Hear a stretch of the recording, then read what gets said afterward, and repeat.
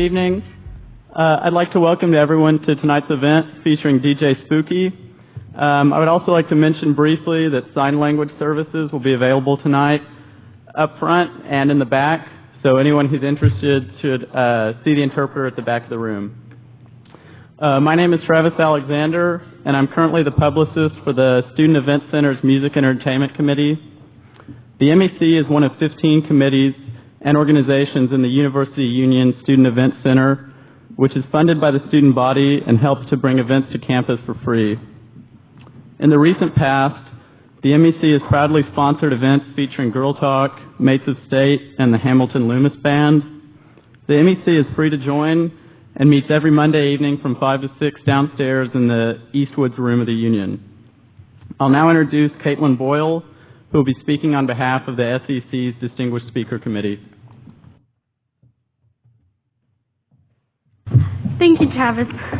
Good evening, UT faculty and student body. My name is Caitlin Boyle, and I would like to welcome you all tonight to tonight's lecture featuring Paul D. Miller, aka DJ Spooky.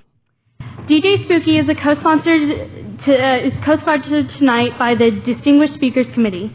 As with the Music and Entertainment Committee, the Distinguished Speakers Committee is one of the 15 committees and organizations housed under the University Union's Student Event Center.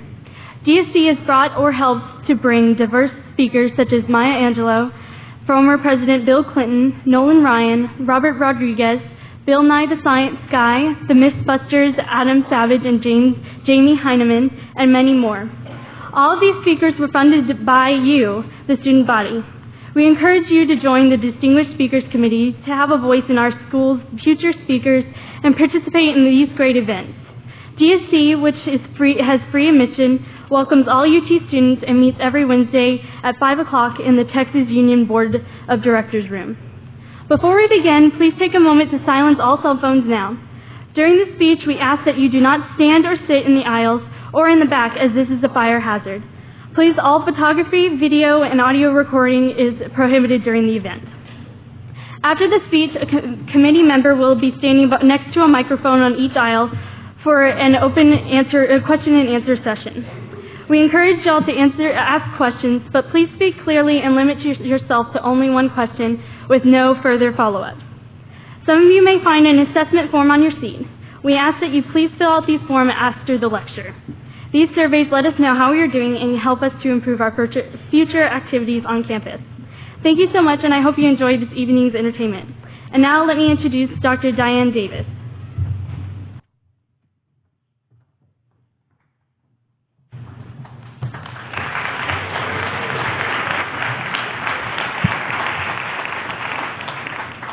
Thank you. And thanks so much for coming out tonight. The Department of Rhetoric and Writing's Digital Writing and Research Lab dedicates itself practically, pedagogically, and theoretically to the identification and promotion of 21st century literacies. The scare quotes are necessary because this task involves, first of all, a radical redefinition of literacy, a term that's deeply rooted in print media and the analytic logics associated with print. Multimedia compositions that involve producing, sampling, and/or remixing media content, for example, require another sort of thinking and linking. And the lab aims, among other things, to offer our instructors the tools they'll need to teach students to write in today's networked culture. To that end, and in addition to the lab's sustained research projects, we hold several workshops each semester for our instructors. Last week, we hosted a sound writing workshop on remixing ringtones using GarageBand, iTunes, and DJ software. Then we held a ringtone remixing contest, challenging undergraduates in these instructors' classes to submit projects in which they mixed at least one literary, rhetorical, or spoken word sample with one musical sample. We promised the winner two things: a certificate and the chance to hear his or her name announced at tonight's event. So, congratulations, Will Jean David. There were several worthy entries, but Will Jean created a wonderful remix of Toni Morrison reading her novel Jazz with Found Sounds and the song Heartbreaker by Mastercraft, a Toronto-based electronic music group. Well, Jean, your certificate is on its way. Congratulations.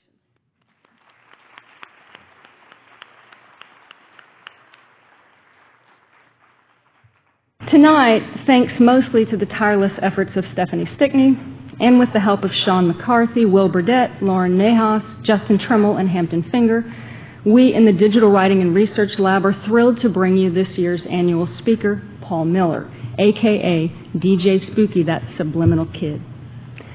Paul Miller is a composer, multimedia artist, freelance writer, author, and editor. He's also a faculty member at the European Graduate School in Zaspes, Switzerland, where I have the great fortune to be his colleague.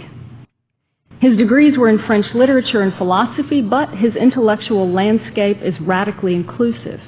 And his samplings, textual, visual, and oral, demonstrate a real passion for collage, taking texts out of context and playing with the juxtaposition of very different materials. He describes his most recent CD, The Secret Song, as having been inspired by philosophers, economists, the history of jazz and rock, and the will to bring it all together, to see what the mix can make. Paul's work has appeared, for example, in The Village Voice, The Source, Art Forum, and The Wire. His multimedia art has been presented at the Whitney Biennial, the Venice Biennale of Architecture, and Germany's Ludwig Museum, to name just a few. His first large-scale multimedia performance piece, Rebirth of a Nation, was commissioned in 2004 and has been performed around the world more than 50 times.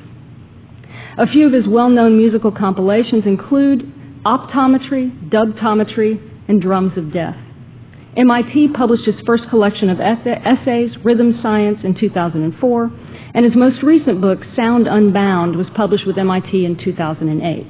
Sound Unbound is an anthology of writings on electronic music and digital media, and I believe it's also the launch pad for tonight's talk. Please join me in welcoming DJ Spooky, that subliminal kid.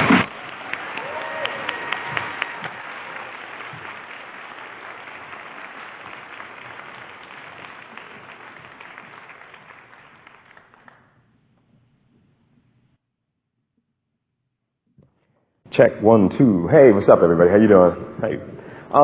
First and foremost, I want to say thank you so much to Diane for inviting me. This summer, I was hiking in the Swiss Alps and ended up bumping into Diane in like a remote Swiss village, right? And this conversation kind of led to today. So it's not every day you end up hiking and meet a professor from U of T, right? So what I want to do today is walk you guys through a couple of issues that I think are very resonant with what Diane was talking about earlier when she said this notion of radical inclusivity and the notion of 21st century literacies. So what I want to do today is start off with a kind of excerpt from a film project that I've been working with that's called Copyright Criminals. Yeah, all right, 1 second. There we go. Copyright Criminals is a film that explores the idea that copyright, as we know it, and the way it's written, into the law, and the very architecture of how people think of the law versus this idea of sampling and uploading and downloading and exchanging files. We've really moved into a realm where this idea of the shareware culture has now displaced previous eras of looking at this idea of scarcity. So copyright law, from the 15th, 16th, 17th, 18th, 19th century was always based on physical goods, i.e. if you make a copy of a book, then you had to pay a small percentage to whoever owned the rights to that publication and so on. But with the rise of bootleg culture, what ends up happening in the 19th and then going into the 20th and now 21st century is that we now live in the culture of the copy. As a matter of fact, most of the materials that we usually engage from media are usually copies of a performance. It's very rare that you actually go see a band, right, live, unless you've already heard them or seen a video clip online, or for that matter, download the bootleg version, So we live through the copies of media that we use to create culture. But the problem is that copyright law is written for a different era.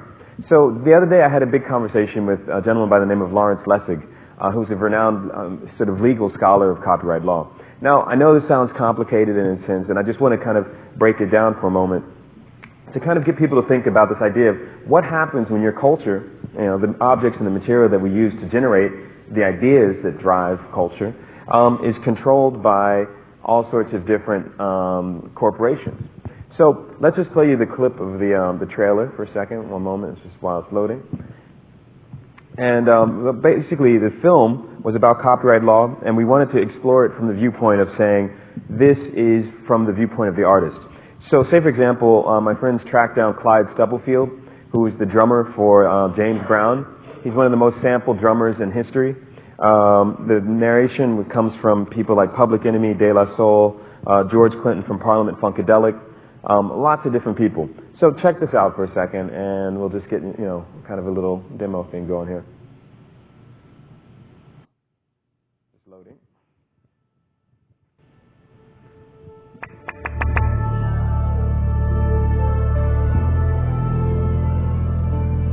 Say someone recorded this sound. So does that mean they own it if I go?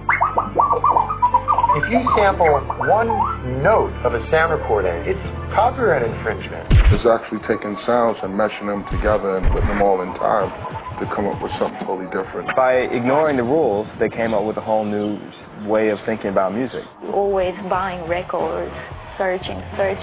That bass line. We grabbed conga sounds, trumpet sounds, violin sounds, drum beat sounds, and remanipulated and created our own music. Basically, when I'm sampling, I have all these artists. They're in my band. You can't just have a record that's made up of everybody else's records and not pay them for it. You pay for a guitar, you pay for a piano, you pay for anything else that you make a song with. At the end of the day, the court said, not only is this copyright infringement, but we see criminal prosecution in line for this one.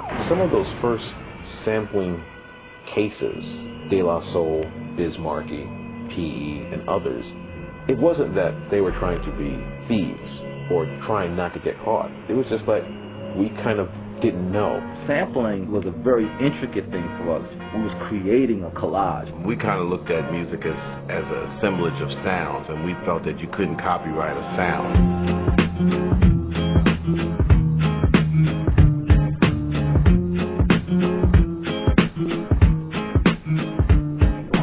So many groups and sample my stuff. They say I'm the world's #1 sampler's drummer, so hey, I haven't got a penny for it yet though, but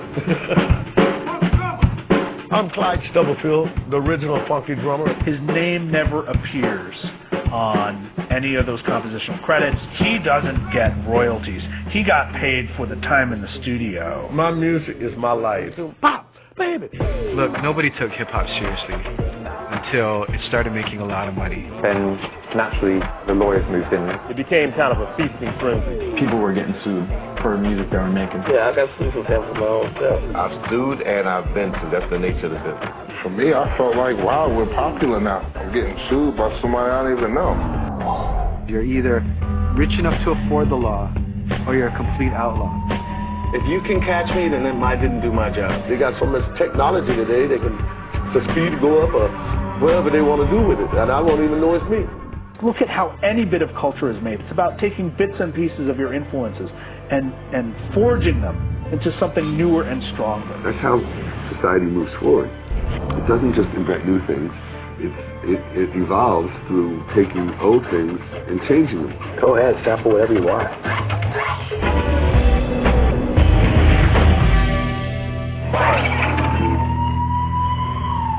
So the reason I wanted to start my discussion with copyright criminals is that not only is it a film I'm in and I'm very supportive of, but I'm fascinated with the fact that this idea of quoting and sampling is viewed as a kind of inherently criminal act. But meanwhile, if you look at literature, say for example William S. Burroughs or Ralph Waldo Emerson, throughout history people have always borrowed motifs and elements from other cultures, from other writers. So in college today, you guys are probably, you got cheater.com or something, where people are like borrowing essays from one another. So the whole sense of humor I have about ownership and the idea of ownership is that for the 21st century, the most rare thing right now is to have a new idea. So if anybody can have access to any information and you can always make a copy of it, what makes it new, what makes it interesting is not just taking the same thing that everybody already has done or the same essay, for that matter, that everybody else has turned into your professor. But the idea is how you remix it, update it, and make it your own. So my mom used to have this phrase, who speaks through you? And that was about this idea that we're all living with so many memories, so many different ways of thinking about and hearing about any media around us that no one is going to really remember something the exact same way. So sampling is a kind of source code. you're saying that not only is it a digital media memory kind of machine, a permutation machine, but it's saying, let's play, let's take history apart, let's rip the archive apart. And in fact, you're only as good as your archive. You're only as good as how many rare records, new sounds that you can come up with. So recently I've been working with Apple, and I did a series of iPhone apps. I just want to show those really quick. The whole idea for me is to say, I've been looking at sound as a kind of, just a record bin, a record collection. So the DJ Spooky iPhone app ended up happening, I'm working with DJ Mixer. What it does, let me just show you really quick, is basically turn your iPhone or iPad into a DJ mixing platform. So say, for example, if I wanted to just do a normal scratch, I'll just show you really quick. Now, party.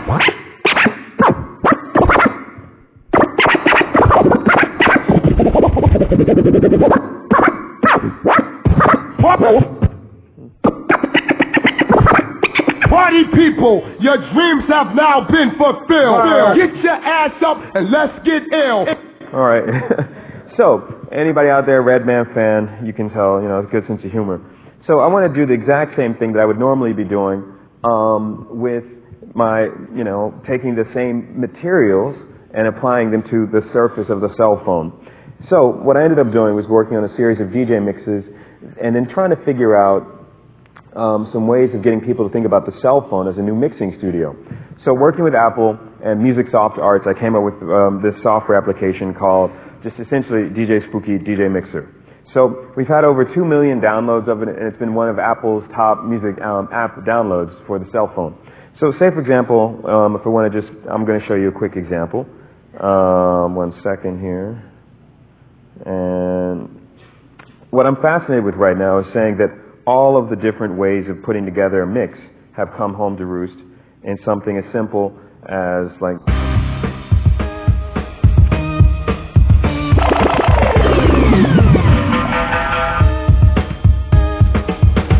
4, 3, 2, 1, 0.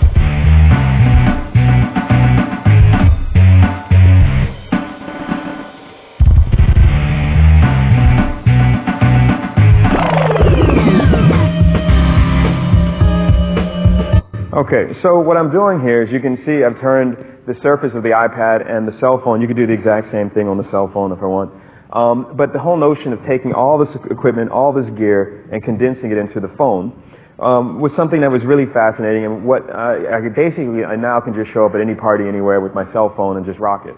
So I used to have to carry crates of records, then when I got rid of the crates, I started having to just carry all these extra hard drives. Then, you got, Serato and all this kind of mixing software. So you take that functionality and you condense it more and more and more and more. So finally you get to just the phone. So what we do is it allows you to integrate your iTunes library, which probably millions and millions of people have, and it pulls the iTunes library into the mixing software in a way that you can do beat analysis, loops, layers, EQ, stuff like that. So as a contemporary art statement, it's not only, for me, whenever I do something, it's not just about music, it's always about art. What I'm fascinated with is saying that this is software, and it's the way that you filter your taste through the software that becomes culture, which then becomes art. So with hip-hop, electronic music, techno, drum and bass, dubstep, you name it, we play with the culture of the fragment. So let's just get you into some of the current projects to give you an idea of what's going on. So what you were just hearing is a kind of a collage. So I want to show you an image from 1915 and then do a little sample just to give you an idea. So say, for example, party, party,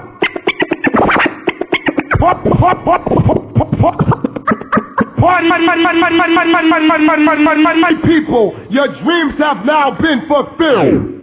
So if you're playing with fragments, which essentially what I was just doing was what they call cutting and scratching, taking a small element of a vocal clip, what you're seeing here is a photograph from 1915 by Eddie and Jules Murray. He was a photographer who popularized the idea of what they call stop motion photography.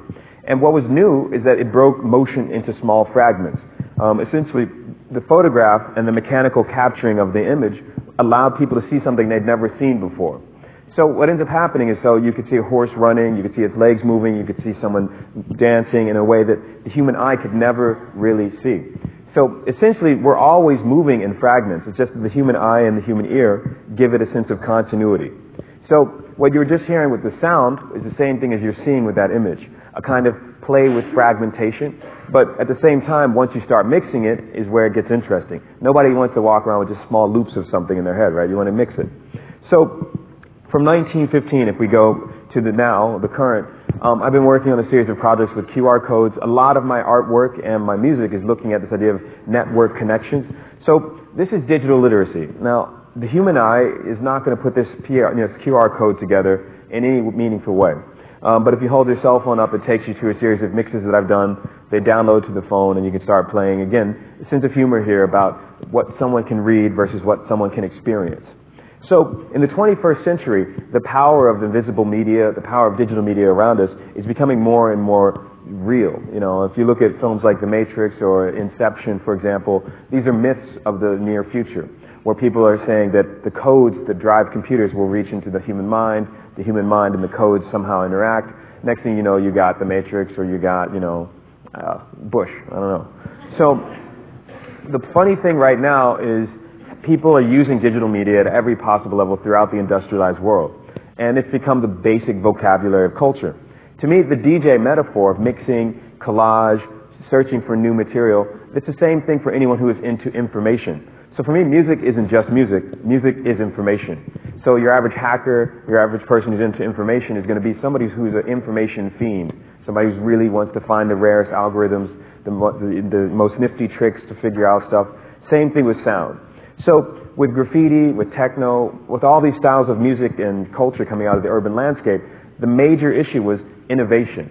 Because if everybody had access to certain things, who cares? It's how you make it new, how you make it fresh. So back in the day, in the late 70s, when New York was in the middle of this huge economic implosion, graffiti was really about kind of a contested public space. It was a situation that was very deadly serious. You could be put in jail if you tagged a train. Police were roaming, everywhere trying to get people just in lockdown.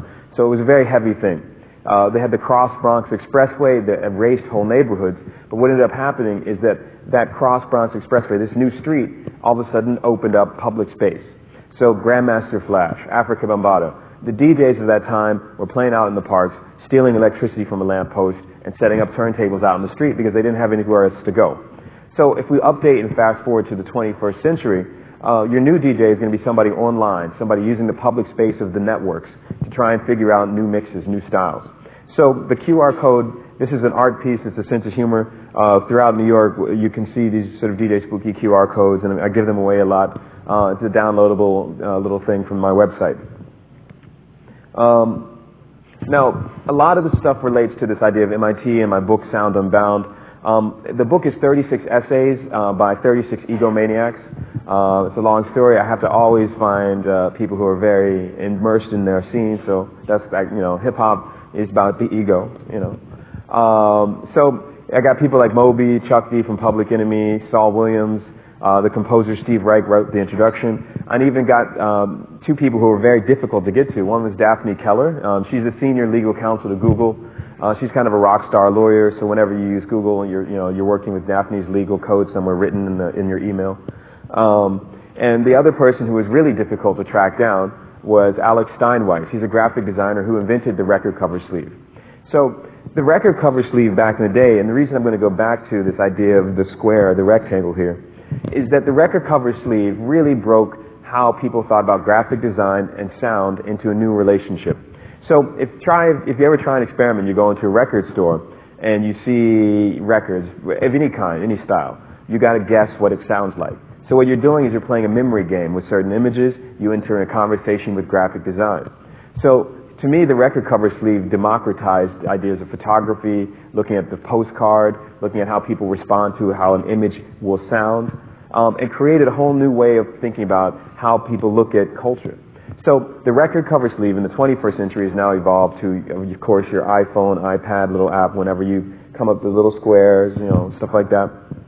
So when you're looking at how graphic design through the arc of the 20th versus 21st century has kind of evolved, everything that can be digital will be digital. So in my book, what I was doing was asking composers, artists, writers, legal scholars, what is the creative act for them? How does sampling, how does this idea of turntablism apply to literature, to film, to theater, to the law? And it's 36 essays. It was really fun to do, but it took a chunk out of my life. I don't think I'll ever write an anthology again. But so next couple of things, I'm going to skip ahead. We're in Texas. I thought I'd do a little visual pun about oil. All right. So my next book is called Terra Nova, or the Book of Ice. And it's going to be a project where I took a studio down to Antarctica and went to all the main ice fields. So as a matter of fact, let me just show you this really quick, sense of humor here. It's not every day you have a DJ going to Antarctica. And what was so fun about that trip is that two things. One, the water was crazy cold. Like if you fell in the water, you die in about 2 minutes. So you never, ever want to, test the water there. And on the other hand, it was just, there's millions of penguins, and penguins smell terrible. I don't know, it's just one of those. So I took a studio to a lot of the main ice fields and was trying to get this idea of sound and new environments, because a lot of my work comes out of the city.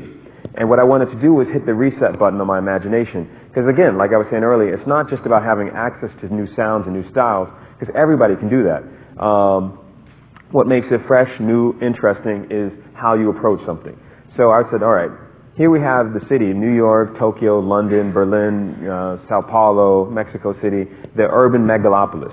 And so many people are on the internet, so many people are exchanging files. Where's a place where you can get a new sound, a new style? So I went down to Antarctica, was there for 4 weeks, ended up making a symphony work out of this idea of ocean currents, out of the idea of how water, ice, and the idea of environmental collapse, because it is all melting. Then part two of that was I went to the North Pole this year, and in fact I just got back from the North Pole, so let me just show you some examples really quick. What was so beautiful about this place is that essentially what you're seeing is this ice is melting in these massive chunks, and I took a camera around, and you have to imagine scale, distance, and volume. And when you're looking at that and you think about landscape, one of the things that really hip-hop and techno come out of is the landscape of the city. So what I wanted to do, again, was hit the reset button on thinking about electronic music and the environment. So I went to the North Pole. Let me just show you a couple other photos, and was taking photographs and portraits of different kinds of ice. That's me walking. So it took us about 8 hours to get from the water way down there up to the side of that mountain. And I took the studio and just would set up and start making tracks and listening to I went with a group of scientists who were studying ocean currents and air currents and making mathematical sort of data sets out of it. So I was taking the idea of the mathematics of landscape. Again, an algorithmic process. So I'll just show you, this is, ice hip hop, I guess, right? And again, if anybody out there is a hiker or a walker, one of the things you realize when you walk in the city, New York is a walking city, is that there's a social process of movement with the landscape. Whenever you're walking, you always see people, you make eye contact, you're like, I don't want to talk to that person, whatever. New York, you're editing out people constantly. In the Arctic, you have to edit out the polar bears and other carnivores that want to eat you. So polar bears can kill you with one blow, and they can strip the meat from your flesh in about less than 5 minutes. So that's real gangster, right? And so basic vibe is I wanted to take a studio, try and figure out this idea of ice and sound. So I got the North and the South, and I'm doing a series of symphony works around this, and it's called, ice music. And the funny thing about that project, and I'm going to just kind of riff on this a little bit, is there's a sociology of ice at play in a lot of what we think of as black music and black culture. So a sense of humor about storytelling. If you got the white guy, you got Vanilla Ice. If you got Soul on Ice by Eldridge Cleaver, one of the first hip-hop MCs is this guy named Iceberg Slim. To make a long story short, black culture loves ice. Everybody's, Ice Cube, Ice-T, everybody. So I'm fascinated with this idea of the sociology of the frigid person for some reason. Why? Why does black culture have this idea of the birth of the cool, with Miles Davis, or the cool figure? It's something that throughout African-American music history, there's a lot of songs that talk about the idea of, again, the blues as a sort of reference for water or ice, the cold person. So when you're going into these kinds of things and thinking about how much music and art and literature come together in any composition, this is a John Cage piece, for example, that I'm very interested with, how people look at notation. And this is on the left, there's a piece called Song of the Earth by Mahler. And on the right is a composition by Cornelius Cardew, both of which could be considered as graffiti, you know, to me at least. So the idea for my compositions right now is I'm looking at graphic design's relationship to sound, and then transferring that to these more digital media-oriented stuff like the iPad and iPhone. As a matter of fact, the symphony is essentially I'm sampling and layering a string quartet they'll be playing, and I'm layering them through the iPhone, and I'm sort of DJing a string quartet. I'll show you a picture of that just to give you an idea. Sorry, that's a score. And what I've done recently in the near past was look at people like Bertolt Brecht and Kurt Weill. They had this idea of what they call the new Sachlichkeit, or the new style, new sensuality, in the 1920s in Germany. And what was so amazing about that time period was that anything went. So if you had jazz in a nightclub in Paris, that was considered really wild. Like you had Josephine Baker. You had all sorts of jazz coming out of the Paris and Harlem nightclub scene. In Germany, you had the Weimar Republic. You had people like Bertolt Brecht making wild theater and so on. So this term Gebrauchsmusik, or utility music, comes out of that scene. Now, I know this is kind of a complicated reference point for hip-hop, but what ends up happening is you have to always say you're all about the archive. So for me, digging in the crates, it doesn't just mean looking for old, rare soul and funk records, you know. It means looking at history as an archive that I can always engage and look for. So recently, I got the rights to D.W. Griffith's film, Birth of a Nation, from 1915. It's a very controversial, very, quote-unquote, racist film. And I had a concert at the Acropolis where I got the Greek government to allow me to project the film throughout the ruins of the Acropolis. And again, this being hip-hop, you know, you got to go boom. It's not every day that you have, you know, DJs in the ruins of the Acropolis, you know. So the Greek government was like, why do you want to play a KKK film at the Acropolis? You know, which is a valid question, right? And so I was like, well, you guys are Greek, you know, you got comedy, tragedy, and then they're like, oh, we get it, okay. So what I ended up doing was putting huge bass systems throughout the ruins of the Acropolis, and we had a wild concert. Just for scale, you can see that's the Herod Atticus Theater at the base of the Acropolis. And the idea was to use sound as a theatrical, because we set it up right where the actors in ancient history would usually be. And people would come on stage wearing masks. You know, they had the comedy of the person smiling or someone with a sad face with these weird masks. And then I remixed the film live using various software. We had about 5,000 people come out to that show.